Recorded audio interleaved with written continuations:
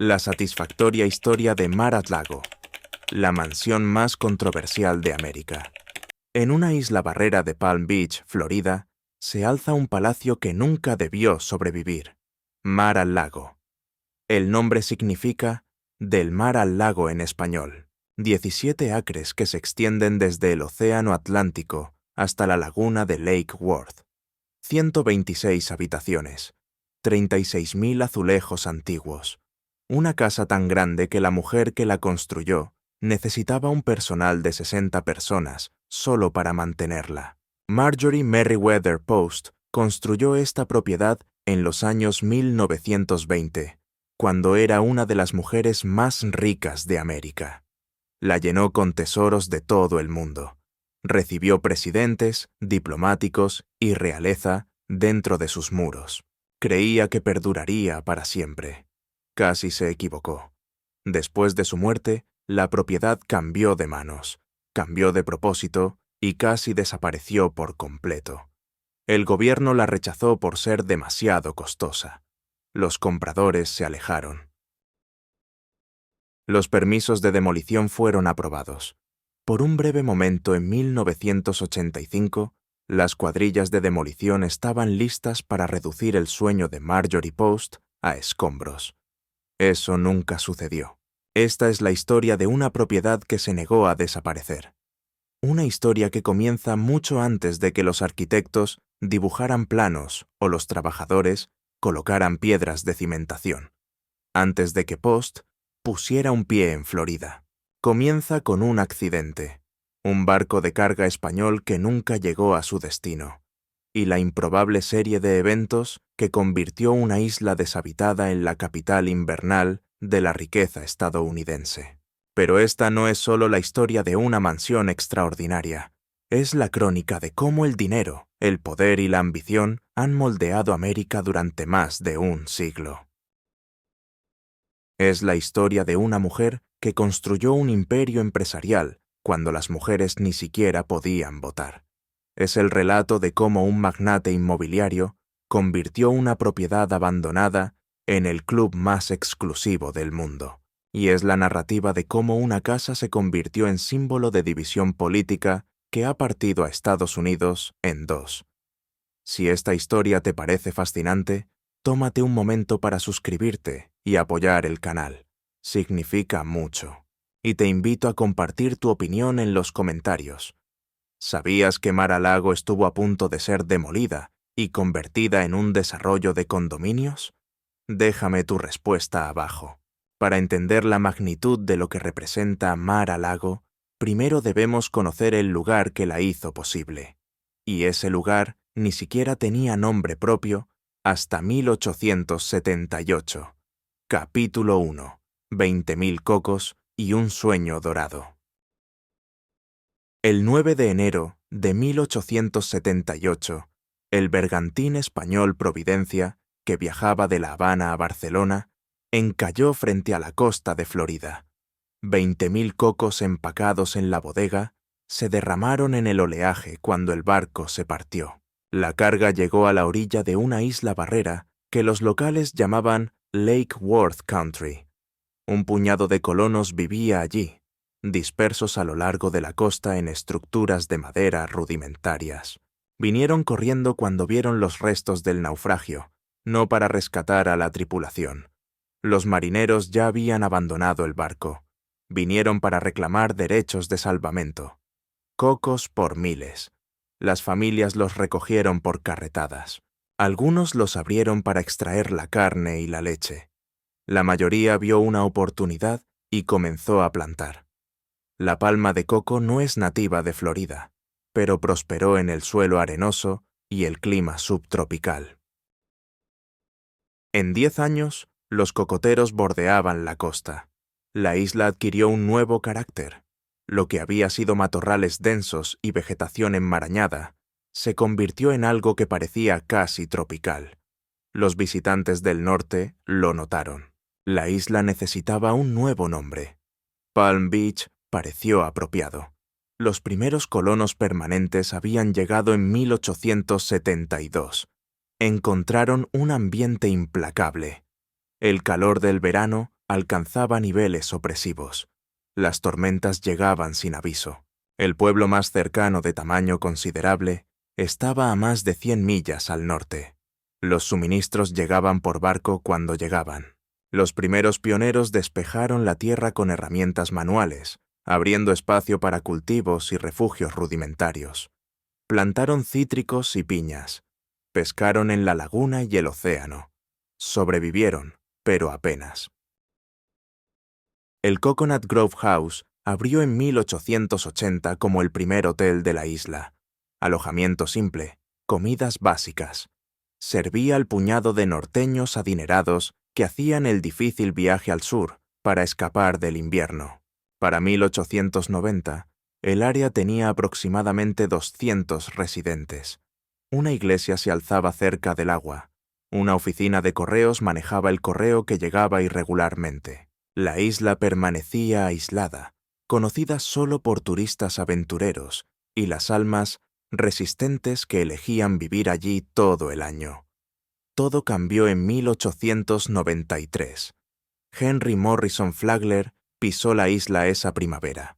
Tenía 63 años y era fenomenalmente rico por su asociación con John D. Rockefeller en Standard Oil.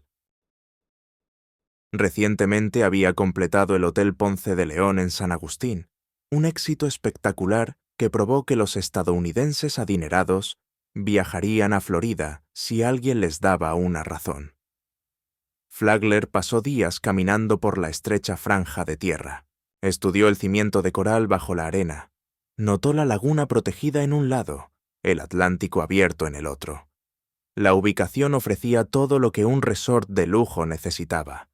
Vio lo que podría llegar a ser, no lo que era. Un asentamiento remoto con infraestructura básica, pero lo que podría ser con suficiente dinero y visión. Comenzó a comprar propiedades inmediatamente. La construcción del Hotel Royal Poinciana comenzó en mayo de 1893. Flagler trajo cientos de trabajadores. Los materiales llegaban por barcaza y barco. El hotel tendría 1.100 habitaciones, convirtiéndolo en la estructura de madera más grande de la Tierra. Lo posicionó frente al lago, mirando hacia el oeste, hacia la puesta de sol. Pero el proyecto creó problemas inmediatos. Los trabajadores necesitaban vivienda. El hotel requeriría un enorme personal. Los huéspedes demandarían servicios que la pequeña isla no podía proporcionar. Flagler miró a través del Lake Worth hacia el continente vacío y tomó una decisión que daría forma a la región para siempre. Fundó un nuevo pueblo. West Palm Beach fue planeado desde el principio como una comunidad de apoyo. Los trabajadores vivirían allí. Las tiendas operarían allí. Todo lo necesario para mantener el resort de lujo al otro lado del agua, pero invisible para los huéspedes que disfrutaban de su escape tropical. El Royal Poinciana abrió el 11 de febrero de 1894. El ferrocarril de la costa este, de Florida de Flagler, llegó a West Palm Beach al mes siguiente. Por primera vez, los norteños adinerados podían viajar a la isla en vagones privados, bajando directamente del tren al hotel sin encontrarse nunca con la ruda frontera de Florida. Los huéspedes vinieron, y siguieron viniendo. Flagler expandió agresivamente. En 1896 abrió el Palm Beach Inn en el lado oceánico de la isla, más tarde renombrado The Breakers. Dio a los huéspedes acceso directo al Atlántico. Un enorme muelle se extendía hacia el océano, permitiendo que barcos de vapor de Nassau, La Habana y Key West atracaran con pasajeros y carga. La temporada de invierno emergió. De 8 a 12 semanas cada año, cuando las familias más ricas de América huían del frío del norte hacia el calor de Florida. No solo visitaban, construían casas, enormes cottages de invierno que rivalizaban con las grandes propiedades de Newport o los Berkshires. Flagler estableció el estándar en 1902, con Whitehall, su propia residencia de 55 habitaciones. El Palacio de Mármol anunció que Palm Beach ya no era un puesto fronterizo, era un destino para la élite de América. El pueblo se incorporó en 1911. Los residentes adinerados querían control sobre su comunidad exclusiva. Establecieron clubes sociales con estrictas reglas de membresía. Aprobaron ordenanzas de zonificación. Crearon una versión tropical de la aristocracia estadounidense, completa con todas las exclusiones y jerarquías que eso implicaba. Para principios de los años 1920, Palm Beach se había convertido en la capital invernal de la riqueza estadounidense. Addison Mizner estaba diseñando propiedades de estilo mediterráneo a lo largo de toda la isla. Worth Avenue atraía minoristas de lujo. El calendario social durante la temporada rivalizaba con cualquier cosa en Nueva York o Newport. La naturaleza salvaje había desaparecido por completo. En su lugar se alzaba un paraíso cuidadosamente construido para aquellos que podían permitírselo. El escenario estaba listo para que alguien construyera algo que superara todo lo que había venido antes. Algo que haría que incluso el Whitehall de Flagler pareciera modesto en comparación. La isla estaba lista. La infraestructura existía. Los residentes adinerados habían establecido Palm Beach como el destino de invierno más exclusivo de América. Todo lo que faltaba era alguien con suficiente dinero, suficiente visión y suficiente ambición para crear un palacio que definiría la isla para siempre. Esa persona estaba a punto de llegar. Capítulo 2. La mujer que compró Bird's Eye. El 9 de mayo de 1914, Marjorie Merriweather Post recibió la noticia de que su padre se había quitado la vida en su propiedad de California. Charles William Post, fundador de la Postum Cereal Company, estaba convencido de que su deteriorada salud nunca mejoraría.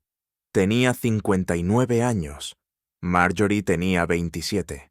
Heredó todo. $20 millones en efectivo y activos, equivalentes a más de 500 millones de hoy.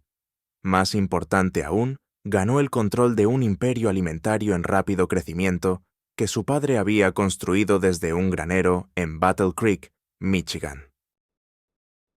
C.W. Post había comenzado con Postum, un sustituto del café hecho de trigo tostado y melaza. El marketing agresivo con dudosas afirmaciones de salud de alguna manera funcionó. El cereal Grape Nuts siguió, luego Post Toasties. Para el momento de su muerte, la Postum Cereal Company era un nombre conocido en todos los hogares estadounidenses. Marjorie no estaba desprevenida. Su padre la había preparado para los negocios desde la infancia. Asistió a reuniones de la junta directiva a los 10 años. Entendía finanzas, manufactura y marketing antes de que la mayoría de las niñas de su edad terminaran la escuela.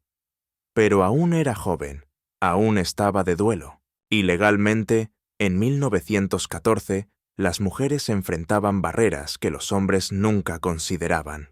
Ni siquiera podía votar todavía. Eso no llegaría hasta 1920. Su primer esposo, Edward Bennett Close, mostró poco interés en el negocio de cereales. Se habían casado en 1905 y tenían 2 hijas, Adelaide y Eleanor. Close era abogado, cómodo, pero no ambicioso. Prefería la sociedad de Greenwich, Connecticut, a las salas de juntas y los balances. El matrimonio se deterioró. Marjorie necesitaba un socio que entendiera los negocios, alguien que pudiera navegar el mundo dominado por hombres del liderazgo corporativo, mientras ella mantenía el poder detrás de escena. Lo encontró en Edward Francis Hutton, E.F. Hutton era un corredor de bolsa y financiero con instintos agresivos y agudo sentido para los negocios. Veía oportunidades donde otros veían riesgo. Cuando Marjorie se divorció de Close en 1919 y se casó con Hutton al año siguiente, ganó un estratega. Juntos, transformaron Postum en un imperio alimentario. La compañía salió a bolsa en 1922, con Marjorie reteniendo la propiedad mayoritaria. Hutton se convirtió en presidente. Comenzaron a adquirir otras marcas. Yellow vino primero en 1925. Walter Baker Chocolate siguió en 1927. Maxwell House Coffee se unió al portafolio en 1928. Cada adquisición expandía el alcance de la compañía a los hogares de todo el país. La compra más importante vino de un encuentro inesperado en el mar. Marjorie y Hutton estaban navegando en su yate frente a Massachusetts cuando su cocinero sirvió una comida sorprendentemente deliciosa. El ganso había estado congelado sólido durante 6 meses. La comida congelada en 1929 significaba mala calidad. Los cristales de hielo se formaban durante la congelación lenta, destruyendo la textura y el sabor. Pero Clarence Birdseye había inventado un proceso de congelación rápida que cambiaba todo. Marjorie vio el potencial inmediatamente. Hutton era escéptico. Los tenderos necesitarían instalar congeladores costosos. Los consumidores no estaban acostumbrados a productos congelados. La infraestructura no existía. Marjorie insistió. Recordaba a su madre pasando horas interminables enlatando comida en su granja de Battle Creek. Cualquier tecnología que ahorrara ese trabajo a las amas de casa tendría éxito. Compraron la General Seafood Corporation de Birdseye por $22 millones en 1929. La Postum Cereal Company necesitaba un nuevo nombre para reflejar su alcance expandido. Se convirtió en General Foods Corporation. Marjorie era ahora una de las mujeres de negocios más poderosas del país. Pero el poder no podía llenar todas las necesidades. Coleccionaba arte y organizaba eventos de caridad en su apartamento de 54 habitaciones en Nueva York. Su calendario social rivalizaba con su agenda de negocios, y cada invierno anhelaba escapar.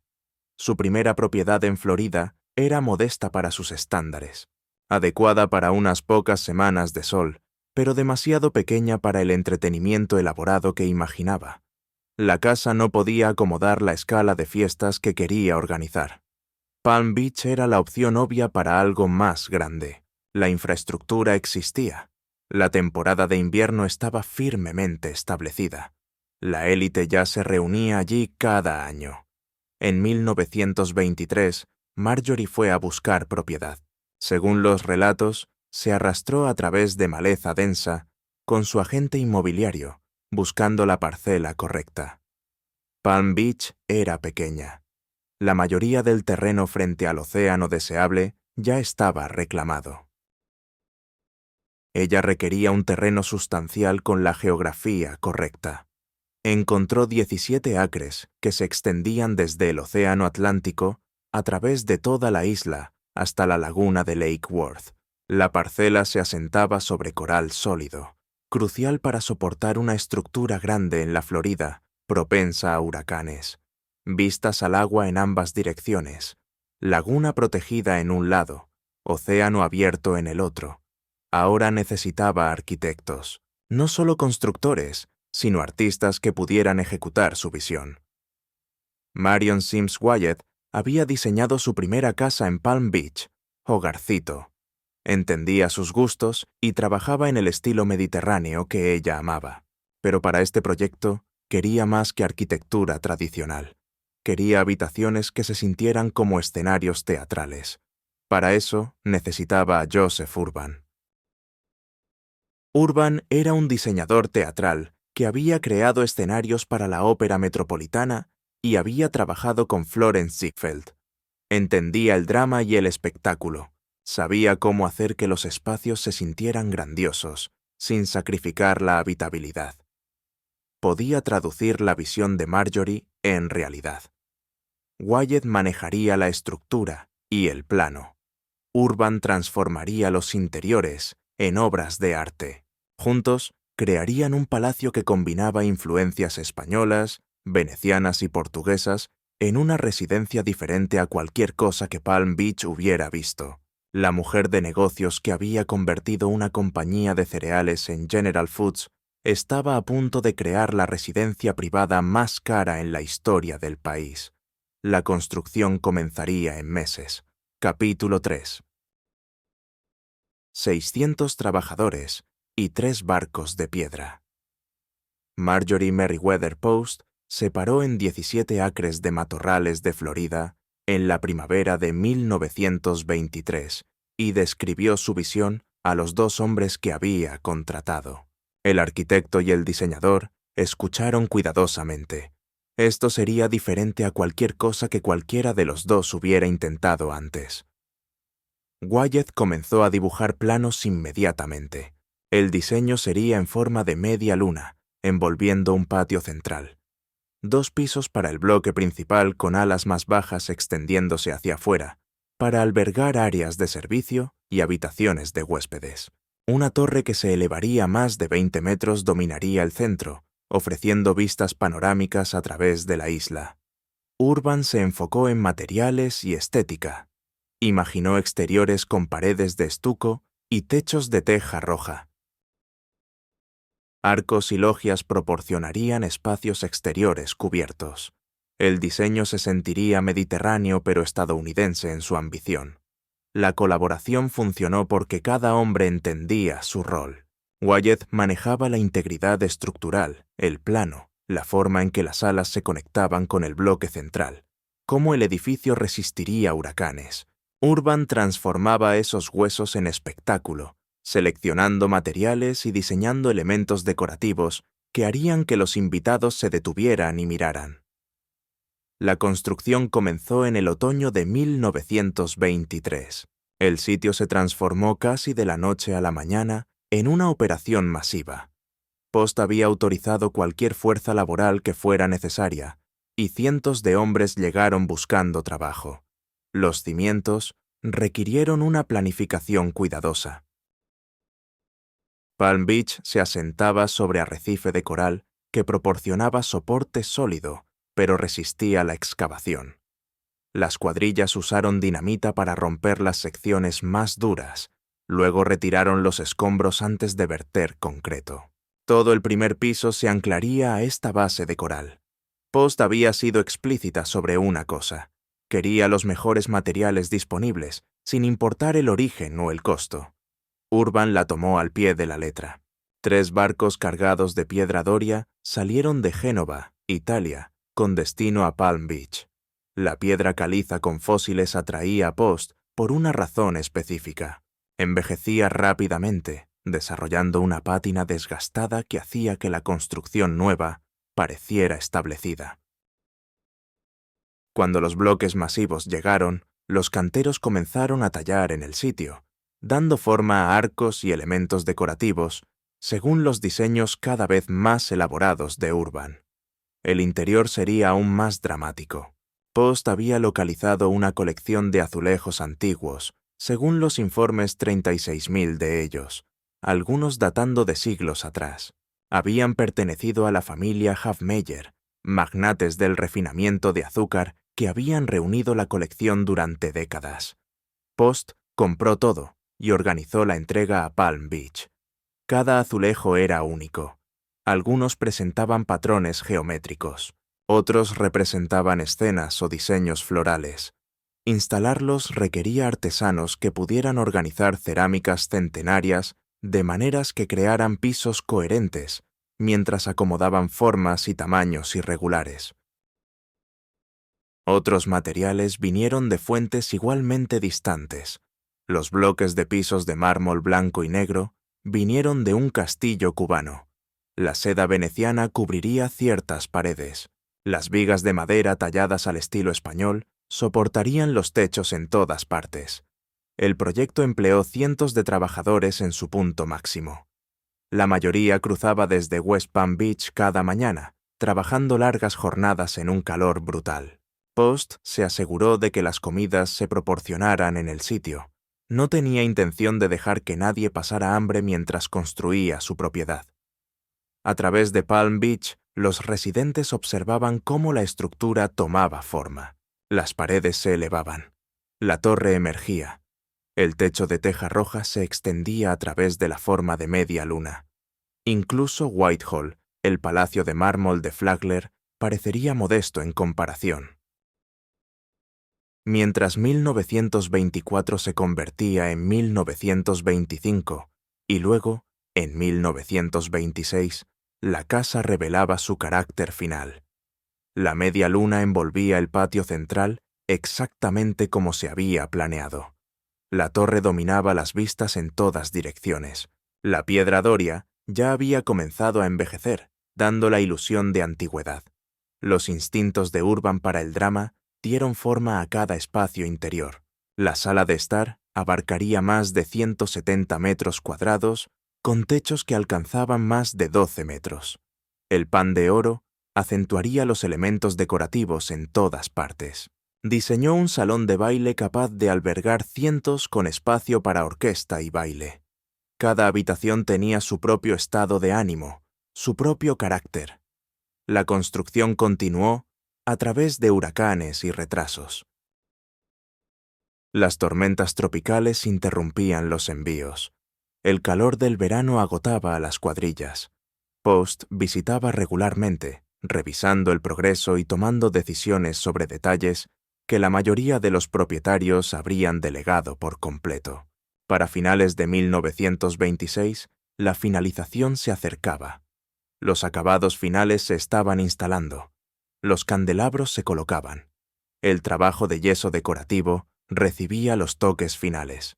El trabajo de azulejos brillaba. Los pisos de mármol reflejaban la luz de las ventanas diseñadas para capturar el sol en momentos específicos del día. La contabilidad final superó los 7 millones de dólares. Ajustado por inflación, eso representaba más de 100 millones en moneda moderna. Era en ese momento, según los informes, la residencia privada más cara jamás construida en Estados Unidos fuera de propiedades reales. En enero de 1927, 4 años después de que comenzara la construcción, Mar-a-Lago abrió oficialmente. Post y Hutton organizaron una cena antes del baile de disfraces de los Everglades. La casa estaba completa. Palm Beach nunca había presenciado nada parecido. La escala por sí sola era extraordinaria, pero lo que hacía notable a Mar-a-Lago no era solo el tamaño, era la obsesiva atención al detalle. Los azulejos antiguos organizados en patrones que tomaron meses planificar. La piedra doria tallada a mano. El pan de oro aplicado a miles de elementos decorativos. Los techos que se elevaban más alto de lo que la mayoría de las casas de Palm Beach medían de altura. 58 dormitorios llenaban las salas. 33 baños presentaban accesorios que Post había especificado hasta el más mínimo detalle.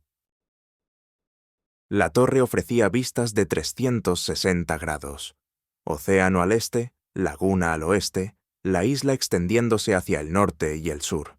En días despejados, se podía ver por kilómetros en todas direcciones.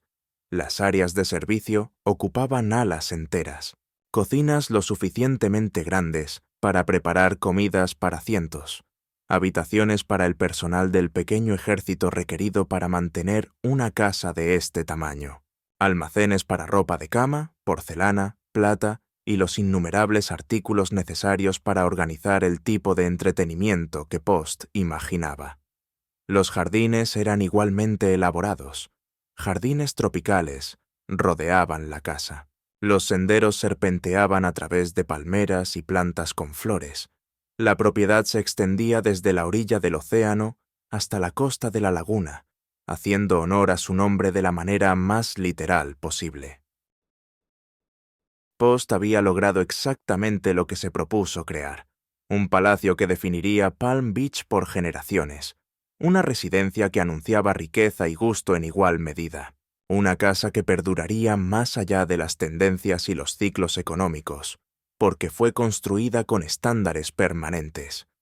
La fase de construcción había terminado. Ahora venía la parte que Marjorie Merriweather Post había estado anticipando durante 4 años. Era hora de mostrar a la sociedad de Palm Beach lo que Mar-a-Lago podía hacer. Capítulo 4. La anfitriona y su palacio. La primera fiesta en Mar-a-Lago tuvo lugar antes de que la construcción estuviera terminada. En marzo de 1927, semanas antes de la apertura oficial, Marjorie Merriweather Post organizó una cena para amigos cercanos antes del baile anual de disfraces de los Everglades. Los invitados usaron disfraces elaborados, evocando la corte de Luis XVI. Post y Hutton aparecieron como el rey y la reina mismos, cubiertos de joyas y seda. La casa causó impresión incluso a medio terminar. Los trabajadores todavía estaban instalando accesorios en algunas salas. Los pintores aplicaban capas finales en ciertas habitaciones, pero los espacios principales de entretenimiento estaban listos, y eso era todo lo que Post necesitaba. Había construido Mar-a-Lago exactamente para este propósito, no como museo o monumento, sino como una residencia de trabajo diseñada alrededor de una función central: recibir invitados a una escala que haría que otras anfitrionas de Palm Beach parecieran modestas en comparación. Post entendía algo fundamental sobre la riqueza en los años 1920. Tener dinero no era suficiente. Había que demostrarlo. Y la demostración más efectiva no era joyería o yates o viajes a Europa. Era el entretenimiento, la capacidad de reunir a cientos de personas influyentes en tu casa y proporcionarles una experiencia que no podían obtener en ningún otro lugar. Mar-a-Lago le daba esa capacidad. La temporada de invierno de 1927 estableció el patrón que definiría la casa durante décadas. Post y Hutton llegaban a mediados de enero y se quedaban hasta finales de marzo. Durante esas semanas, Mar-a-Lago se convertía en el centro de la vida social de Palm Beach. Las cenas ocurrían múltiples veces cada semana. Post invitaba a 30, a veces 50 invitados. El comedor podía acomodar grandes grupos sin sentirse abarrotado. Las comidas presentaban múltiples platos preparados por un personal de cocina que Post había contratado de los mejores restaurantes de Nueva York. La lista de invitados reflejaba la posición de Post en la intersección de los negocios, la política y la sociedad. Ejecutivos corporativos, políticos, aristócratas europeos que visitaban Florida durante la temporada, artistas y músicos que Post patrocinaba. La combinación creaba veladas donde un senador podía encontrarse sentado junto a una duquesa con un compositor de Broadway al otro lado de la mesa. Post creía en mezclar personas que normalmente no se encontrarían. Pensaba que las conversaciones interesantes sucedían cuando ponías mundos diferentes en la misma habitación. Mar-a-Lago se hizo conocida por esa cualidad. Nunca sabías a quién encontrarías en una de sus cenas. Más allá de las reuniones íntimas, Post organizaba eventos más grandes, vinculados a causas que apoyaba. Galas de caridad, recaudaciones de fondos para la Cruz Roja Internacional, conciertos presentando músicos que admiraba. Estos eventos podían atraer cientos. El salón de baile los acomodaba fácilmente. En 1929, Post contrató al circo Ringling Brothers y Barnum and Bailey para actuar en los jardines como recaudación de fondos benéfica. Invitó a niños desfavorecidos de West Palm Beach a asistir junto con donantes adinerados. La yuxtaposición era deliberada. Post creía que la riqueza conllevaba responsabilidad hacia la comunidad más amplia. La casa funcionaba exactamente como se pretendía. La forma de media luna permitía que diferentes tipos de entretenimiento ocurrieran simultáneamente. Podía organizar una cena formal en el comedor mientras músicos ensayaban en otra ala. Los dormitorios para invitados significaban que los visitantes podían quedarse por días en lugar de horas. Post dirigía Mar-a-Lago con la misma atención al detalle que aplicaba a General Foods. Mantenía registros extensos de quién asistía a qué eventos, qué se servía, quién se sentaba junto a quién. Estudiaba qué funcionaba y qué no, refinando constantemente su enfoque del entretenimiento. El personal requerido para mantener este estilo de vida era sustancial. Cocineros, amas de llaves, jardineros, meseros para eventos. Muchos vivían en la propiedad en las salas de servicio. Otros venían de West Palm Beach. Durante el apogeo de la temporada, Docenas de personas trabajaban en Mar-a-Lago, manteniendo todo funcionando. Post trataba bien a sus empleados para los estándares de la época. Pagaba salarios competitivos. Se aseguraba de que estuvieran alimentados. La misma comida de calidad servida a los invitados, solo que en diferentes áreas de comedor. Creía que el personal feliz proporcionaba mejor servicio, y el servicio le importaba enormemente. La casa también servía como escaparate para los hábitos de coleccionismo de Post. Llenó las habitaciones con arte y antigüedades adquiridos durante viajes europeos. Tesoros imperiales rusos comprados durante su tiempo en Moscú, cuando Hatton sirvió brevemente en roles diplomáticos. Muebles franceses del siglo XVIII. Vidrio veneciano. La colección crecía constantemente. Pero Post nunca trató a Mar-a-Lago como un museo. El arte estaba destinado a vivirse, no solo a exhibirse. Los invitados se sentaban en muebles valiosos, comían de porcelana rara. Post creía que las cosas hermosas debían usarse, no preservarse detrás de cuerdas de terciopelo. El matrimonio con Hatton, sin embargo, se estaba deteriorando. Las asociaciones comerciales no siempre se traducen en compatibilidad personal. Para principios de los años 1930, las tensiones eran obvias para los amigos cercanos. La pareja se divorció en 1935. Post se casó con Josephine Davis ese mismo año. Davis era un abogado de Washington con conexiones políticas. Cuando fue nombrado embajador de la Unión Soviética en 1936, Post lo acompañó a Moscú. Mar-a-Lago permaneció cerrada durante 5 temporadas mientras estaban en el extranjero. La casa quedó clausurada a finales de los años 1930 y principios de los 1940. Post hacía visitas breves, pero no reanudó la residencia a tiempo completo. La propiedad requería demasiado personal y recursos para mantenerla mientras estaba ocupada en otro lugar. En 1944, Post puso Mar-a-Lago a disposición para un propósito diferente. Ofreció los jardines a veteranos de la Segunda Guerra Mundial que necesitaban terapia ocupacional. Los militares heridos pasaban tiempo en los jardines, participando en programas diseñados para ayudarlos a recuperarse del trauma del combate. El gesto reflejaba la comprensión de Post de que su riqueza conllevaba obligaciones. Había construido algo extraordinario durante los años de auge de los años 20. Ahora, durante la guerra, podía servir a un propósito mayor. Post regresó a Mar-a-Lago a tiempo completo en 1948. Reanudó las recepciones, aunque a una escala ligeramente menor que antes de la guerra. Era mayor ahora. La escena social había cambiado, pero Mar-a-Lago seguía siendo la pieza central de la temporada de invierno de Palm Beach. En 1957 comenzó a organizar el Baile de la Cruz Roja Internacional anualmente. El evento se convirtió en una institución de Palm Beach, corbata blanca, frac y tiaras requeridos. Continúa hasta el día de hoy, uno de los eventos de caridad más prestigiosos de Florida. Post construyó un pabellón en 1961 específicamente para square dancing. La pista de baile de 9 por 15 metros organizaba veladas donde la sociedad de Palm Beach intentaba dominar pasos que se sentían deliciosamente democráticos comparados con el baile de salón formal. A Post le encantaba la informalidad.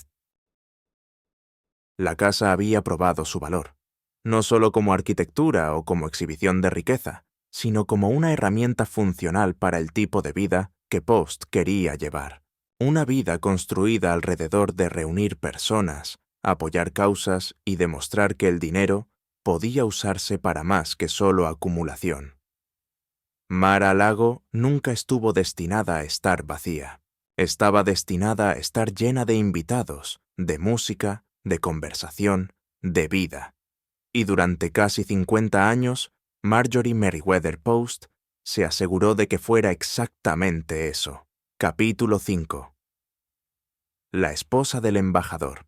Mar-a-Lago anclaba los inviernos de Marjorie Post durante décadas, pero su vida se extendía mucho más allá de Palm Beach, y un capítulo la llevó a un lugar que nunca esperó ir. En diciembre de 1935 se casó de nuevo. Su nuevo esposo era Joseph Davis, un prominente abogado de Washington con conexiones que llegaban a los niveles más altos del gobierno. Había conocido a Franklin Roosevelt desde la administración Wilson. Cuando el presidente necesitó a alguien para una asignación diplomática delicada, Davis fue una elección natural. En agosto de 1936, Roosevelt telefoneó a Davis y le preguntó si consideraría convertirse en embajador. Davis respondió que preferiría Rusia o Alemania, los lugares más dinámicos de Europa. El puesto alemán estaba ocupado. La Unión Soviética estaba disponible. Davis prestó juramento en noviembre. 2 meses después, navegó hacia Europa con Marjorie y su hija Eleanor. Llegaron a Moscú a principios de 1937. La residencia de la embajada americana, Spaso House, sería su hogar durante los siguientes 18 meses. Post se encontró en un mundo diferente a cualquier cosa para lo que Palm Beach o Nueva York la habían preparado. La Unión Soviética de Stalin era una nación de contradicciones. El gobierno se promocionaba como un paraíso de los trabajadores, mientras millones vivían en la pobreza. Los juicios espectáculo condenaban a antiguos revolucionarios como traidores. La policía secreta mantenía archivos de todos, incluidos los diplomáticos extranjeros. En Spaso House, la familia Davis descubrió que su personal doméstico informaba a la inteligencia soviética. Micrófonos ocultos capturaban sus conversaciones privadas. Sin embargo, para la esposa de un embajador, la misión permanecía sin cambios. La diplomacia requería entretenimiento y el entretenimiento requería a Marjorie Post. Transformó Spaso House en un escenario para la hospitalidad estadounidense. Las cenas formales reunían a funcionarios soviéticos y diplomáticos estadounidenses que raramente hablaban de otra manera. Post supervisaba cada detalle: los arreglos de mesa, las flores, los menús. Combinaba porcelana francesa y rusa con orquídeas rosadas y amarillas. Las comidas presentaban productos estadounidenses, un anuncio sutil del sistema capitalista que sus invitados oficialmente despreciaban. El trabajo importaba. Estados Unidos solo había reconocido al gobierno soviético en 1933. Las relaciones seguían siendo frágiles.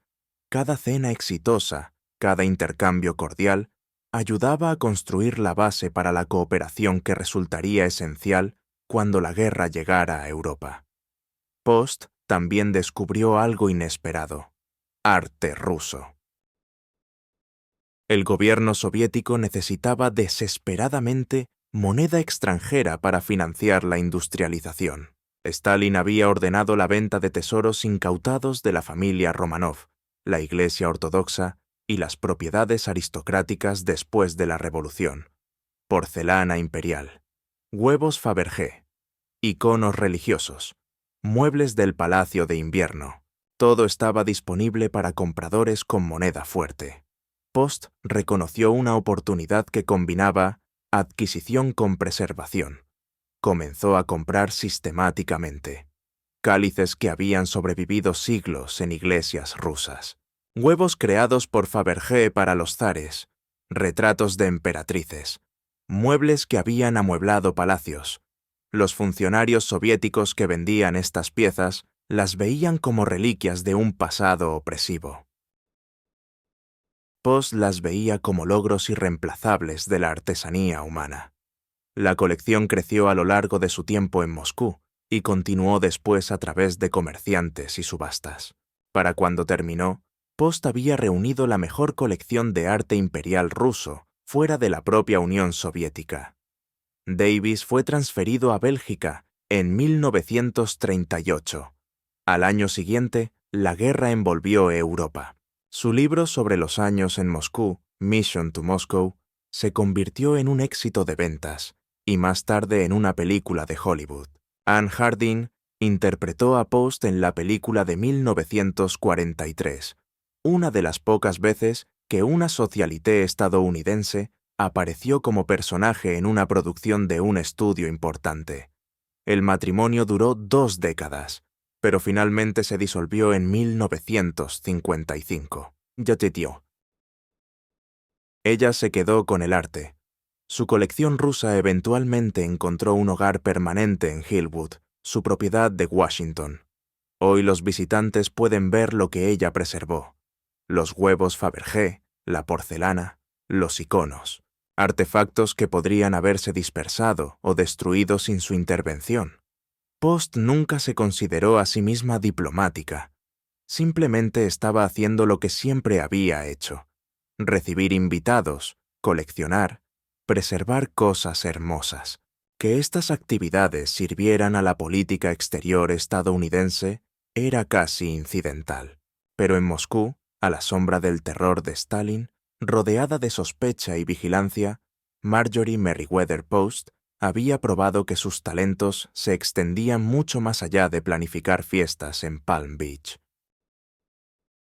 Podía hacer el mismo trabajo en cualquier lugar, incluso en el ambiente más hostil imaginable. Capítulo 6. Un regalo que nadie quería. Marjorie Merriweather Post comenzó a planificar su muerte a finales de los años 1960. No de manera morbosa, sino práctica. A los 80 años, con salud declinante, la cuestión de qué pasaría con 3 propiedades masivas demandaba respuestas. Hillwood en Washington se convertiría en un museo para su colección de arte. Camp Topbridge en los Adirondacks podría ir al estado de Nueva York, pero Mar-a-Lago presentaba un problema único. Ninguna familia individual podría pagar los costos de operación: personal, terrenos, servicios, reparaciones. Los gastos superaban el $1.000.000 anuales. Las hijas de Post tenían sus propias vidas. Ninguna quería la responsabilidad de administrar una propiedad de Palm Beach. La demolición cruzó su mente.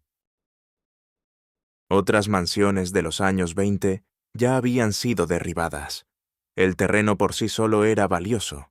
Los desarrolladores pagarían generosamente por 17 acres frente al océano, pero destruir lo que tomó 4 años construir se sentía como borrar su propia historia. Una opción diferente surgió. El gobierno federal mantenía retiros para uso presidencial. Camp David, Blair House. ¿Por qué no una casa blanca de invierno en Florida? Un lugar donde el presidente pudiera recibir líderes extranjeros en un entorno que demostrara los logros estadounidenses. La casa podía acomodar grandes reuniones diplomáticas. La ubicación ofrecía privacidad y clima agradable. La arquitectura proyectaba exactamente la imagen de prosperidad que Post creía que la nación debía presentar al mundo. Los abogados estructuraron la donación cuidadosamente. Tras su muerte, Mar-a-Lago se transferiría al Servicio de Parques Nacionales. Un fondo fiduciario que proporcionaba $100.000 anuales ayudaría a compensar el mantenimiento. El Congreso aprobó la donación en 1972. El presidente Nixon firmó la legislación de aceptación. Post recibió el reconocimiento que quería. Luego, el 12 de septiembre de 1973, complicaciones de una larga enfermedad terminaron con su vida. Tenía 86 años. Mar-a-Lago se transfirió a propiedad del gobierno como estaba planeado. Los problemas comenzaron inmediatamente. Nixon había firmado la legislación de aceptación, pero ya poseía un retiro en Florida. Su complejo de Key Biscayne ofrecía todo lo que necesitaba. Una única visita de inspección en 1974 fue su única aparición en Mar-a-Lago. Watergate consumió los meses restantes de su presidencia. Gerald Ford prefería las pistas de esquí de Colorado a las playas de Florida. La casa permaneció vacía. La administración de Jimmy Carter evaluó la propiedad seriamente. El personal recorrió la casa y revisó los requisitos. La evaluación fue desalentadora. El fondo fiduciario cubría apenas el 10% de los gastos operativos reales. Los contribuyentes cargarían con el resto indefinidamente. La seguridad presentaba complicaciones adicionales. Una carretera pública pasaba cerca. El aeropuerto internacional de Palm Beach generaba ruido constante de aviones. Proteger a un presidente allí requeriría infraestructura que no existía. El equipo de Carter recomendó devolver la propiedad. El Congreso debatió durante 1979 y 1980. En diciembre de ese año, la legislación transfirió Mar-a-Lago de vuelta a la Fundación Post. La propiedad del gobierno había durado 7 años. Ningún presidente había dormido allí jamás. La fundación enfrentaba la misma economía que había impulsado la donación original. Los costos operativos no habían disminuido. El fondo fiduciario no podía cubrirlos. Las hijas, incluyendo a la actriz Dina Merrill, no tenían deseo de hacerse cargo de las operaciones. Mar-a-Lago salió al mercado a $20 millones. Los compradores no se materializaron. La casa era demasiado grande para uso familiar práctico. Los gastos operativos asustaban a cualquiera que mirara de cerca. El mercado inmobiliario se había suavizado. Varios posibles acuerdos colapsaron antes de cerrarse. Sin personal adecuado, la propiedad mostraba su abandono.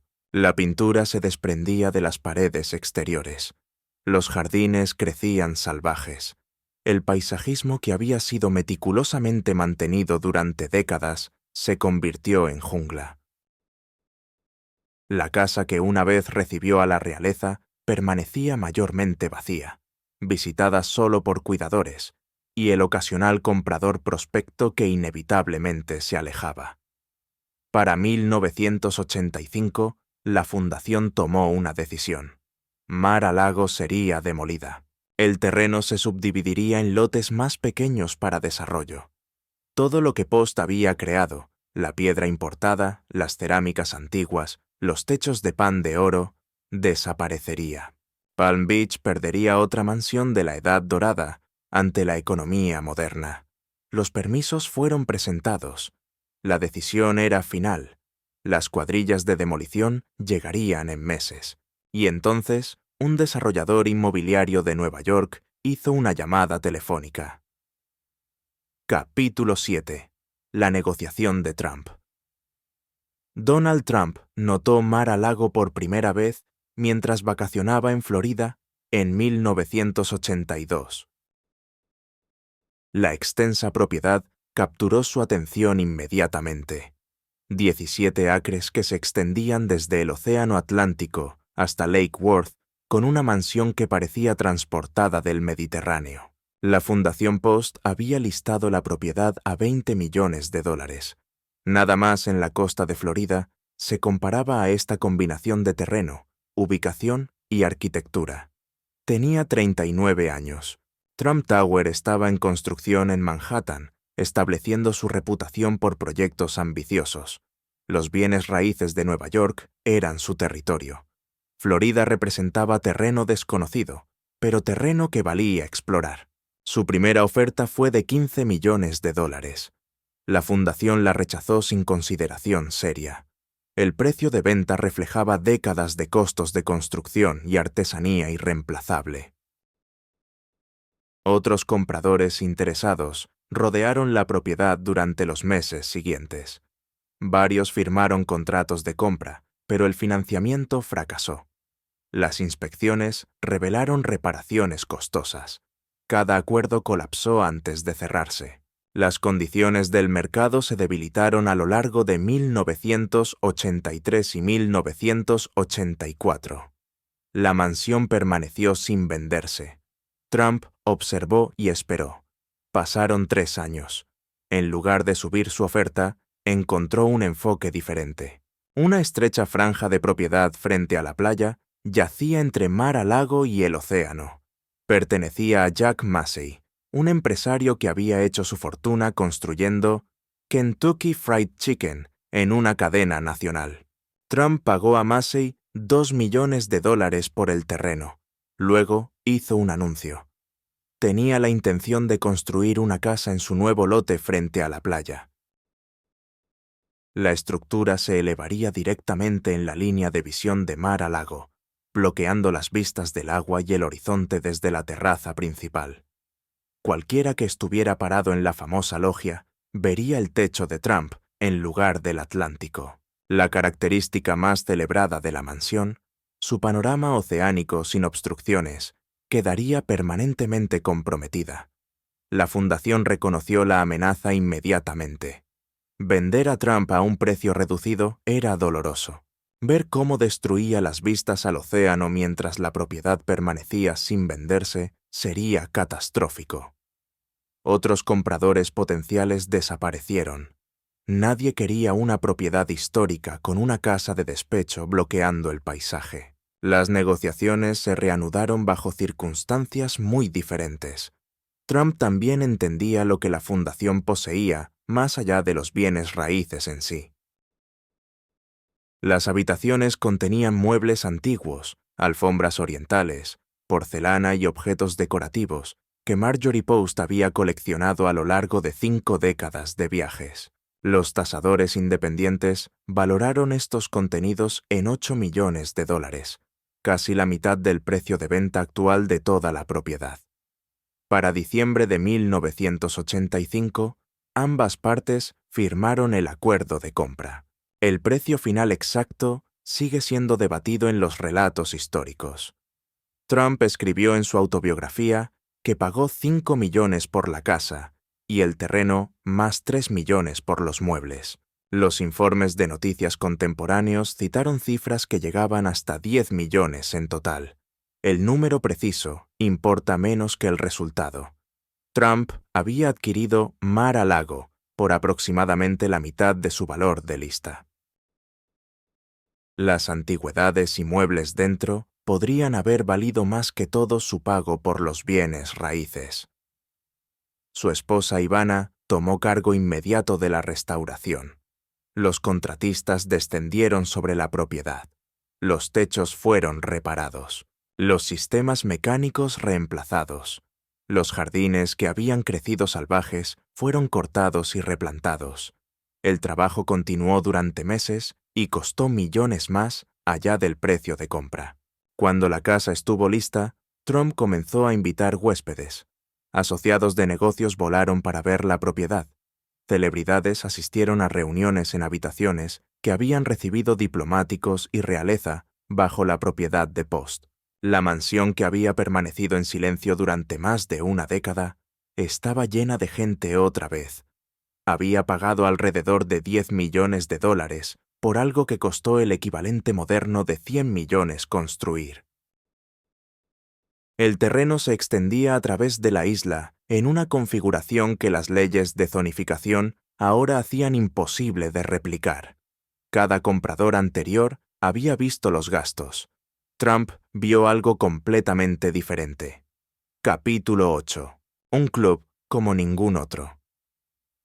Para 1990, Donald Trump estaba en problemas financieros.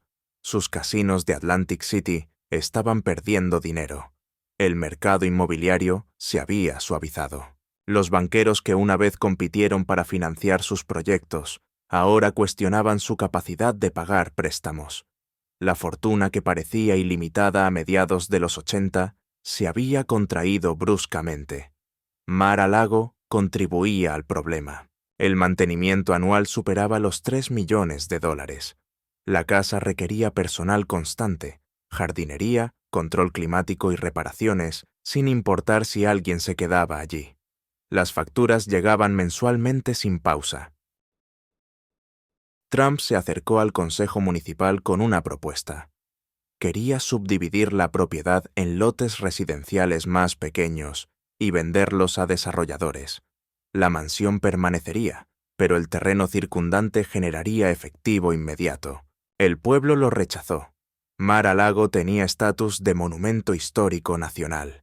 Los residentes que vivían cerca no tenían interés en cuadrillas de construcción y nuevos vecinos.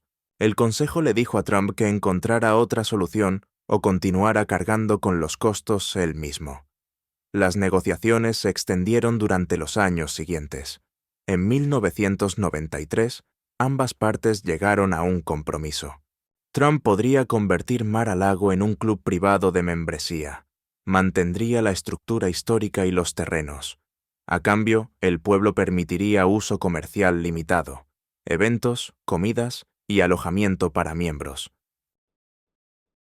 El arreglo le dio a Trump un flujo de ingresos mientras preservaba el carácter de la propiedad. El Club Mar-a-Lago abrió en 1995. Las cuotas de iniciación comenzaron en $25,000. Las cuotas anuales añadían miles más. Los miembros ganaban acceso a la piscina, canchas de tenis, instalaciones de spa y comedores. Podían organizar eventos privados en espacios que una vez habían recibido embajadores y jefes de Estado. La lista de espera creció constantemente. La membresía estaba limitada a 500, pero el club se distinguía de maneras más allá de su arquitectura y comodidades. Otros clubes privados en el pueblo habían mantenido durante mucho tiempo políticas de membresía restrictivas. Los solicitantes judíos se encontraban perpetuamente en lista de espera en ciertos establecimientos. Las familias afroamericanas eran discretamente dirigidas a otro lugar. Las exclusiones rara vez estaban escritas, pero se aplicaban consistentemente. Todos en la comunidad entendían qué puertas estaban realmente abiertas y cuáles no. Trump tomó un enfoque diferente. El Club Mar-a-Lago aceptaba miembros independientemente de religión u origen. Familias judías se unían junto a dinastías protestantes establecidas. Profesionales afroamericanos recibían la misma consideración que cualquier otro. El club supuestamente dio la bienvenida a parejas gay en un momento en que otros establecimientos no lo hacían. Si esto representaba convicción genuina o cálculo comercial, se convirtió en tema de debate. Los escépticos notaron que muchos residentes adinerados del área eran judíos pero no tenían club propio. Al darles la bienvenida, Trump aprovechó un mercado que los competidores habían ignorado. Los partidarios argumentaban que su disposición a desafiar las normas locales requería coraje independientemente de la motivación. Los resultados hablaron claramente. Las solicitudes de membresía superaron la disponibilidad. Los ingresos por cuotas y eventos estabilizaron las finanzas de la propiedad. El enfoque generó fricción con los residentes de largo tiempo. Algunos veían a Trump como alguien que antagonizaba deliberadamente el orden social establecido. En 1997 presentó una demanda contra el pueblo, alegando que los funcionarios estaban imponiendo restricciones a su club que no aplicaban a establecimientos que excluían a minorías. La Liga Antidifamación lo elogió por destacar la discriminación en los clubes de Palm Beach, con su presidente diciéndole a los reporteros que Trump había puesto un foco sobre las prácticas menos atractivas de la comunidad. La demanda finalmente se resolvió. Las restricciones fueron aliviadas. Para finales de los años 1990, las cuotas de iniciación habían subido sustancialmente a medida que la demanda aumentaba. La propiedad que casi lo había llevado a la bancarrota ahora generaba millones en ingresos anuales.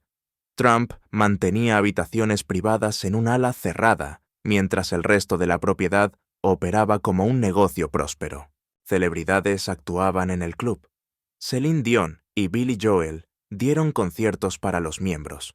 El baile de la Cruz Roja Internacional, el evento formal de caridad que Marjorie Post había organizado durante décadas, continuó bajo nueva propiedad. La casa que ella construyó para el entretenimiento había encontrado un futuro sostenible, no como residencia familiar, no como retiro gubernamental, como un club privado donde la membresía misma confería estatus y acceso. Trump había resuelto el problema que derrotó al gobierno federal, a la Fundación Post y a cada comprador privado que había mirado los números y se había alejado. Lo hizo convirtiendo gastos en ingresos. Capítulo 9. La restauración. Cuando Donald Trump compró Mar-a-Lago, gran parte de su esplendor original se había desvanecido. Años de mantenimiento mínimo bajo la propiedad del gobierno y la fundación habían pasado factura. El pan de oro se había opacado. Los murales habían perdido su vitalidad. La artesanía que Marjorie Post había encargado en los años 1920 necesitaba atención experta para sobrevivir. Trabajando con su esposa Ivana, quien supervisó el proyecto, Trump contrató especialistas que entendían la historia del edificio. Richard Haynes se convirtió en el artista residente de la propiedad. Su padre había servido como el dorador principal de Post durante la construcción original, aplicando el delicado pan de oro que cubría techos y elementos decorativos en toda la casa. El joven Haynes había aprendido el oficio observando a su padre trabajar. Ahora restauraría lo que su padre había creado. Usando láminas de oro de 23 quilates, más delgadas que el papel de seda, Haynes reaplicó el dorado a superficies en toda la mansión.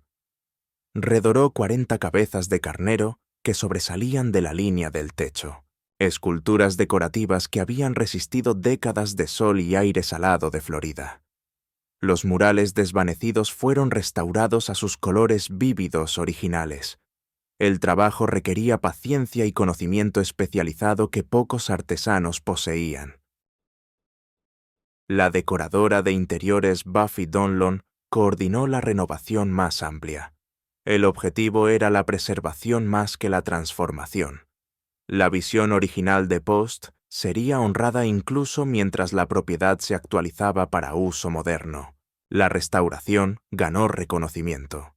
En 1998, el Florida Trust for Historic Preservation presentó un premio por la rehabilitación y conversión de Mar-a-Lago. El proyecto demostró que la propiedad podía adaptarse para uso de club, mientras mantenía su integridad arquitectónica. Pero Trump quería más que preservación. Cuando el club abrió en 1995, los grandes eventos requerían una carpa temporal erigida en los jardines. Las unidades de aire acondicionado se sentaban en remolques. Se traían baños portátiles para los invitados. El arreglo funcionaba, pero carecía de la grandeza que los miembros esperaban. El salón de baile blanco y dorado que Post había construido medía aproximadamente 1000 metros cuadrados. No podía acomodar la demanda de las galas de caridad y reuniones sociales más grandes de Palm Beach. Trump propuso un nuevo salón de baile. El proyecto enfrentó escrutinio debido al estatus de Mar-a-Lago como monumento histórico nacional. Cada detalle requería aprobación de las autoridades de preservación y el Consejo Municipal. El edificio tenía que complementar la arquitectura mediterránea española original sin abrumarla. Los arquitectos posicionaron la nueva estructura en un área baja detrás de las paredes existentes, donde sería difícil de ver desde la carretera. El exterior coincidía con el estilo de la casa principal. El Consejo Municipal aprobó los planos en octubre de 1999. El interior contaba una historia diferente. Trump modeló el salón de baile según el Salón de los Espejos de Versalles. El palacio francés de Luis XIV había representado la cúspide de la grandeza real europea durante 3 siglos. Trump quería esa misma sensación de magnificencia para su club. La construcción tomó varios años. El salón de baile Donald Chota. Trump se completó en 2005, con la gala de Año Nuevo que dio inicio a ese año sirviendo como su debut. El espacio medía casi 2000 metros cuadrados, casi el doble del tamaño del salón de baile original de Post. Los techos artesonados se elevaban 12 metros sobre el suelo. 17 candelabros de cristal colgaban del techo dorado, cada uno importado de Checoslovaquia, a un costo de $250,000. Espejos de piso a techo cubrían una pared, haciendo eco del original de Versalles. Solo el pan de oro costó $7 millones. Trump instaló 4 lavabos bañados en oro cerca de la entrada del salón de baile. gastando $100.000 en accesorios que los invitados encontrarían antes de entrar al espacio principal. El costo total del proyecto fue de aproximadamente $40 millones. Los críticos encontraron el estilo Luis XIV, discordante contra la arquitectura mediterránea española, de la propiedad original. Los preservacionistas que habían elogiado la cuidadosa restauración de la mansión de Post cuestionaron si la nueva adición honraba su visión. Otros vieron éxito práctico. El salón de baile dio a Mar-a-Lago un espacio capaz de albergar los eventos más grandes de Palm Beach. El baile de la Cruz Roja Internacional, la gala formal de caridad que la propia Post había fundado, se trasladó al nuevo espacio. Los eventos sociales que previamente iban a otro lugar, ahora venían al club. La boda de Trump con Melania Knauss tuvo lugar en el Gran Salón de Baile, en enero de 2005. La ceremonia demostró exactamente lo que el espacio podía acomodar. Cientos de invitados, rodeados de oro, cristal y espejos en un escenario diferente a cualquier otro en Florida. Marjorie Post había construido Mar-a-Lago para impresionar a los visitantes con lo que la riqueza estadounidense podía lograr. Trump añadió un salón de baile que hacía la misma declaración en un estilo diferente. El vocabulario había cambiado. La intención, no. Capítulo 10. La filántropa. Marjorie Merriweather Post creía que la riqueza conllevaba obligaciones. Este no era un sentimiento al que llegó tarde en la vida. Desde sus primeros años de fortuna, entendía que el dinero acumulado sin propósito no servía a nadie, ni siquiera a su dueño. Sus donaciones reflejaban esta convicción. Durante la Primera Guerra Mundial, mientras aún tenía 20 y tantos años, financió un hospital militar estadounidense en Francia. La contribución fue lo suficientemente sustancial como para que décadas después el gobierno francés le otorgara la Legión de Honor. Fue el primero de muchos reconocimientos que recibiría, aunque rara vez buscaba publicidad por su trabajo caritativo. Las causas que apoyaba revelaban sus valores. Dio consistentemente a la Cruz Roja Americana, sirviendo no solo como donante, sino como voluntaria activa. El enfoque práctico de la Organización para el Alivio de Desastres se alineaba con su creencia de que la ayuda inmediata importaba más que los grandes gestos. Cuando la crisis golpeaba, la Cruz Roja respondía. Post se aseguraba de que tuvieran recursos para hacerlo. El Ejército de Salvación también recibió su apoyo. A diferencia de algunos donantes de la alta sociedad que preferían instituciones culturales prestigiosas, Post entendía que alimentar a los hambrientos y dar refugio a los sin hogar abordaba necesidades que las galerías y salas de concierto no podían. Los Boy Scouts de América se convirtieron en una de sus causas distintivas. Donó los fondos para construir su sede nacional en Washington. La organización la honró en 1971 con el premio Silver Phone. Fue una de las 3 primeras receptoras en recibirlo. Su pasión por la música la llevó a inversiones sustanciales en la Orquesta Sinfónica Nacional. En 1955 contribuyó $100.000 específicamente para conciertos públicos gratuitos. La donación lanzó el programa Music for Young America, introduciendo la música clásica a niños que de otra manera nunca la habrían conocido. Financió estos conciertos anualmente durante años después. El Merriweather Post Pavilion, en Columbia, Maryland, lleva su nombre hoy. Un lugar de conciertos al aire libre que continúa su misión de llevar la música a audiencias amplias. Cuando surgieron planes para un centro cultural nacional en Washington, Post extendió un cheque por $100.000. Ese centro eventualmente se convirtió en el John F. Kennedy Center for the Performing Arts. Su contribución vino antes de que el nombre Kennedy se adjuntara, cuando el proyecto todavía era un sueño incierto que requería creyentes dispuestos a invertir. Gran parte de su filantropía permaneció anónima. Ayudó a individuos cuyos nombres nunca aparecieron en los periódicos. familias enfrentando dificultades, estudiantes que necesitaban matrícula, trabajadores de sus diversas propiedades que encontraban dificultades. El alcance completo de sus donaciones privadas nunca se conocerá porque ella lo prefería así. Durante la Gran Depresión, mientras el desempleo se disparaba y las filas de pan se extendían alrededor de las manzanas, Post estaba horrorizada por el sufrimiento que presenciaba. Organizó bailes de caridad en el Madison Square Garden. Lideró campañas de recaudación de fondos para los esfuerzos de ayuda de emergencia del Ejército de Salvación. Mientras otros estadounidenses ricos se retiraban detrás de sus puertas, ella movilizaba recursos para los necesitados. El patrón se repitió a lo largo de su vida.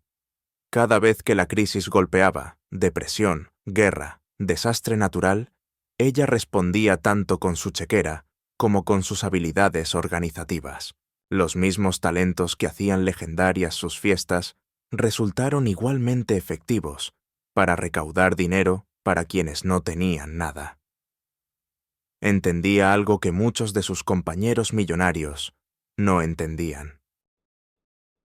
La riqueza en la escala que ella poseía no era realmente propiedad personal. Era una responsabilidad, una administración temporal que demandaba justificación a través de la acción. Las galas y los yates y las mansiones aparecían en los titulares. Los hospitales financiados, los conciertos dados, las vidas tocadas silenciosamente, no. Pero Post sabía qué libro mayor importaba más. Había pasado 9 décadas acumulando cosas hermosas, arte, casas, joyas, amistades. Al final, lo que dio definió más que lo que guardó. Capítulo 11. El legado dividido. Mar-a-Lago sobrevivió más de un siglo. Sobrevivió a los lotes vacíos que una vez la rodeaban, a los carruajes tirados por caballos que una vez pasaban por su patio, y a la ciudad iluminada con gas que la vio nacer. Ha visto a Palm Beach transformarse a su alrededor mientras permanece esencialmente sin cambios. En febrero de 1969, la Comisión de Preservación de Monumentos de la ciudad de Nueva York, en realidad, Mar-a-Lago está en Florida. La propiedad fue designada como Monumento Histórico de Florida. Más tarde, fue añadida al Registro Nacional de Lugares Históricos. En 1976 recibió la designación más alta como Monumento Histórico Nacional.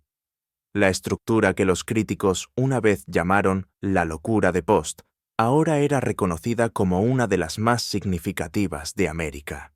Estas designaciones trajeron tanto protección como restricciones.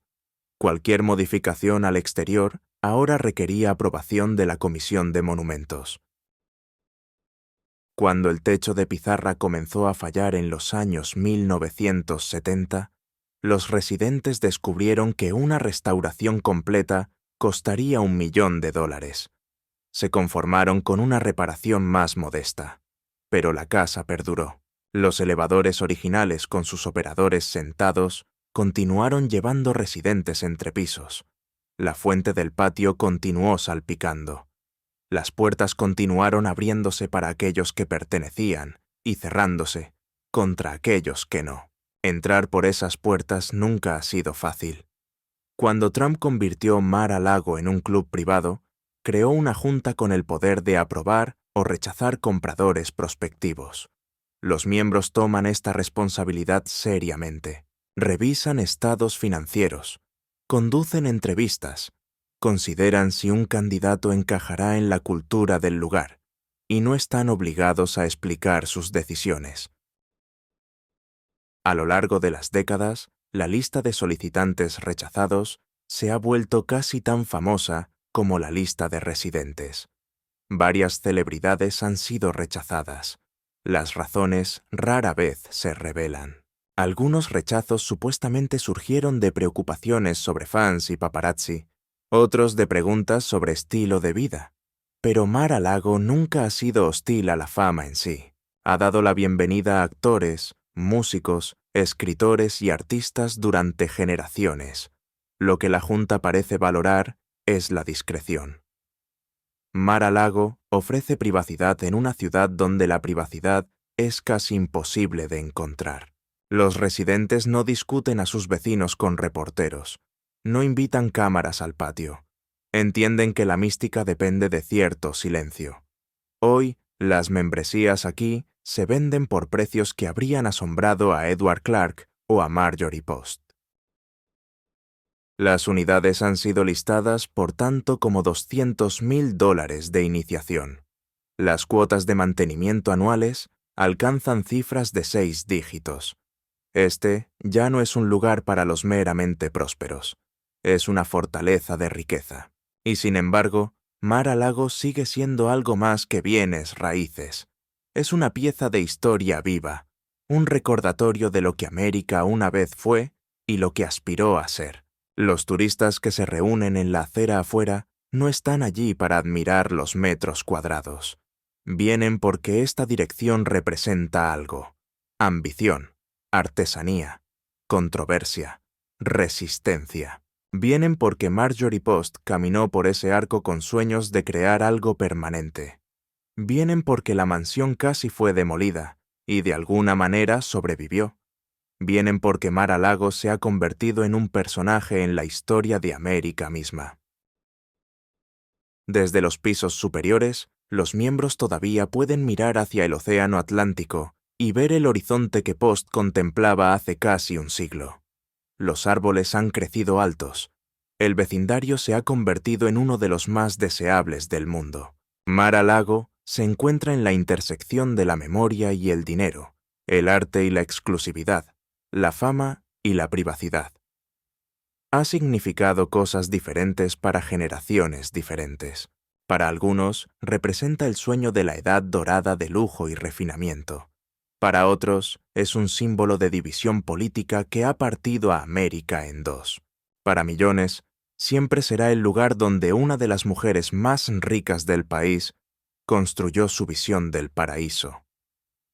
Casi un siglo después de su finalización, Mar-a-Lago sigue siendo lo que Marjorie Post pretendía: algo sin precedentes, algo singular. Algo que no podría existir en ningún otro lugar que no fuera América. Las puertas todavía se abren. El patio todavía llama. Los apartamentos, ninguno igual a otro, todavía albergan a aquellos que han ganado el derecho de llamar a este lugar hogar. Mar-a-Lago perdura. Capítulo 12. La mansión más controversial de América. Pero la historia de Mar-a-Lago no termina con su transformación en club exclusivo. En los años que siguieron, la propiedad adquirió un significado que ni Marjorie Post ni Donald Trump podrían haber anticipado completamente. Cuando Trump anunció su candidatura presidencial en 2015, Mar-a-Lago se convirtió en algo más que un club privado. Se transformó en un escenario político, un lugar donde se tomaban decisiones que afectarían a millones de personas, donde líderes mundiales serían recibidos, donde la línea entre lo público y lo privado se difuminaría de manera sin precedentes. Tras su victoria en 2016, Mar-a-Lago fue bautizada por los medios como la Casa Blanca de invierno. Trump pasaba fines de semana allí regularmente, conduciendo asuntos de Estado desde las mismas habitaciones, donde Post había recibido a la sociedad de Palm Beach décadas antes. La propiedad que el gobierno federal había rechazado como demasiado costosa para uso presidencial, ahora servía exactamente ese propósito, aunque de manera no oficial y sin la infraestructura de seguridad que los expertos habían considerado necesaria. Las cenas de Estado ocurrían en el gran salón de baile. Líderes extranjeros eran fotografiados en los jardines. Decisiones sobre política exterior se discutían junto a la piscina, mientras miembros del club observaban desde las tumbonas cercanas. Los críticos argumentaban que esta mezcla de gobierno y negocio privado planteaba conflictos de interés sin precedentes. Los defensores respondían que Trump tenía derecho a pasar tiempo en su propia propiedad. El debate nunca se resolvió satisfactoriamente. La seguridad se convirtió en una preocupación constante. El servicio secreto estableció perímetros que afectaban a residentes y negocios vecinos. El espacio aéreo sobre la propiedad fue restringido. Los costos de proteger a un presidente que visitaba regularmente un club privado se acumulaban en millones de dólares. Mientras tanto, las cuotas de membresía se duplicaron después de que Trump asumiera la presidencia. La oportunidad de estar en el mismo espacio que el presidente de Estados Unidos valía mucho para ciertos individuos y corporaciones. La lista de espera creció exponencialmente. Algunos vieron esto como simple capitalismo. Otros lo consideraron una monetización de la presidencia sin precedentes en la historia estadounidense. Mar-a-Lago también se convirtió en escenario de momentos que capturaron la atención mundial. En abril de 2017, Trump ordenó un ataque con misiles contra Siria mientras cenaba con el presidente chino Xi Jinping en la propiedad. Las imágenes de la situación de crisis, siendo manejada desde un comedor de club privado, generaron debates sobre seguridad y protocolo. Visitantes extranjeros de todo tipo pasaron por sus puertas. Algunos buscaban influencia, otros buscaban acceso. La propiedad se convirtió en un punto de encuentro para aquellos que querían estar cerca del poder. Tras el final de la presidencia de Trump, en enero de 2021, Mar-a-Lago adquirió otro papel. Se convirtió en su residencia principal, el lugar desde donde planificaría su futuro político. Y entonces vino un momento que nadie había anticipado. En agosto de 2022, agentes del FBI ejecutaron una orden de registro en Mar-a-Lago, buscando documentos clasificados que supuestamente Trump había retenido después de dejar el cargo. Era la primera vez en la historia estadounidense que la residencia de un expresidente era registrada por orden judicial. Las imágenes de agentes federales entrando en la propiedad donde Post había servido té a diplomáticos y donde Trump había recibido jefes de Estado sacudieron al país. Para algunos representaba el Estado de Derecho en acción. Para otros era persecución política. La investigación continúa mientras escribimos estas líneas. El destino legal de Trump permanece incierto. Pero lo que es seguro es que Mar-a-Lago ha sido transformada una vez más. La propiedad que Post construyó como refugio de la vida pública se ha convertido en uno de los lugares más públicos de América. La mansión diseñada para el entretenimiento privado ahora aparece regularmente en los noticieros de todo el mundo. El palacio que casi fue demolido ahora está en el centro de tormentas políticas que definen la era.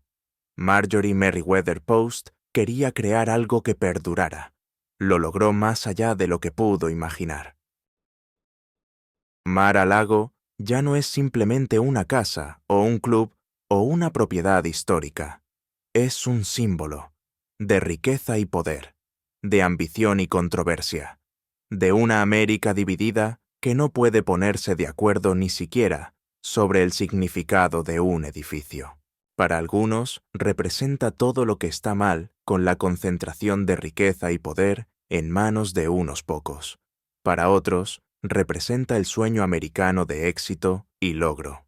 Para muchos, simplemente representa la complejidad de una nación que nunca ha resuelto sus contradicciones fundamentales sobre clase, dinero e influencia.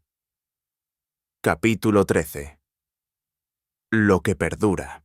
Cuando caminas por los jardines de Mar-a-Lago hoy, si tienes el privilegio de ser admitido, todavía puedes sentir la presencia de Marjorie Post. Los azulejos que ella coleccionó durante décadas todavía cubren los pisos. Los techos de pan de oro que ella encargó todavía brillan bajo la luz de los candelabros. La vista del océano que ella preservó todavía se extiende hacia el horizonte. Pero también sientes algo más, la acumulación de casi un siglo de historia, las capas de significado que se han depositado sobre esta estructura como sedimento.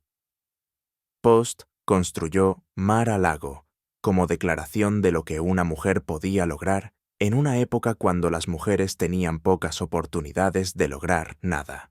Tomó la fortuna de su padre y la multiplicó. tomó su visión de la belleza y la hizo tangible. Tomó su creencia en la responsabilidad de la riqueza y la vivió cada día de su vida. Trump tomó una propiedad abandonada y la transformó en un negocio próspero. Vio valor donde otros solo veían costos. Encontró un modelo que funcionaba cuando todos los modelos anteriores habían fracasado. Convirtió un monumento al pasado en un escenario para el presente. Ambos, a su manera, demostraron algo sobre la naturaleza estadounidense, la creencia de que las cosas pueden ser reinventadas, la fe en que el declive no tiene que ser permanente, la convicción de que con suficiente dinero, visión y voluntad, casi cualquier cosa es posible. Mar-a-Lago ha sido muchas cosas a lo largo de su existencia: residencia privada, refugio diplomático, elefante blanco gubernamental, propiedad abandonada, club exclusivo, escenario político, símbolo de división nacional. Ha sido amada y odiada, admirada y criticada, celebrada y condenada. Pero sobre todo, ha perdurado. Los huracanes han azotado Palm Beach, las recesiones económicas han devastado fortunas, las guerras mundiales han reconfigurado el orden global, las revoluciones políticas han transformado América una y otra vez, y Mar-a-Lago sigue ahí. Sus muros rosados de estuco todavía se alzan contra el cielo de Florida. Su torre todavía domina el horizonte de la isla. Sus jardines todavía florecen con las plantas tropicales que Post especificó hace casi un siglo. La casa que casi fue demolida en 1985 celebrará su centenario en 2027. Nadie sabe exactamente qué forma tomará esa celebración o quién será su propietario para entonces. El futuro de Mar-a-Lago, como el futuro de América misma, permanece incierto. Pero si la historia nos enseña algo, es que esta propiedad tiene una capacidad notable para la reinvención. Ha sobrevivido a la muerte de su creadora, al rechazo del gobierno, al abandono, a la casi demolición. Ha sobrevivido a la controversia y el escándalo. Ha sobrevivido a todo lo que el tiempo y la fortuna le han arrojado. Y probablemente sobrevivirá a lo que venga después. Porque Mar-a-Lago no es solo un edificio, es una idea hecha tangible. La idea de que la belleza puede ser preservada, la idea de que los sueños pueden sobrevivir a quienes los sueñan, la idea de que algunas cosas son demasiado extraordinarias para desaparecer. Marjorie Merriweather Post creía eso cuando colocó la primera piedra en 1923. Donald Trump creyó eso cuando firmó los papeles de compra en 1985. Y quien quiera que posea Mar-a-Lago en el futuro, probablemente creerá lo mismo. Esta es la impactante historia de Mar-a-Lago, la mansión más controversial de América, el palacio que casi desapareció y que en cambio se convirtió en símbolo de todo lo que divide y une a la nación más poderosa del mundo. Es una historia que América necesita recordar, no para glorificar la riqueza o el poder, sino para entender cómo llegamos a donde estamos, para reconocer que los edificios, como las naciones, pueden reinventarse una y otra vez. Para apreciar que la historia nunca termina realmente, solo se transforma. Mar-a-Lago permanece ahí, entre el mar y el lago, entre el pasado y el futuro, entre lo que América fue y lo que América será, esperando el próximo capítulo de su historia interminable. Si esta investigación sobre una de las propiedades más fascinantes y controversiales de América te ha dejado pensando, ayúdame a seguir descubriendo estas historias que revelan la verdadera cara del poder y la riqueza. Dale like a este video, sigue el canal y activa la campanita para más documentales sobre los capítulos más extraordinarios de la historia. Comparte este video con alguien que necesite entender cómo una sola propiedad puede contener dentro de sus muros casi un siglo de historia estadounidense. Y ahora dime, ¿qué crees que debería pasar con Mar-a-Lago en el futuro? ¿Debería seguir siendo un club privado? ¿Convertirse en museo público? ¿O tiene algún otro destino esperándola? Déjame tu opinión en los comentarios. Esta conversación apenas comienza.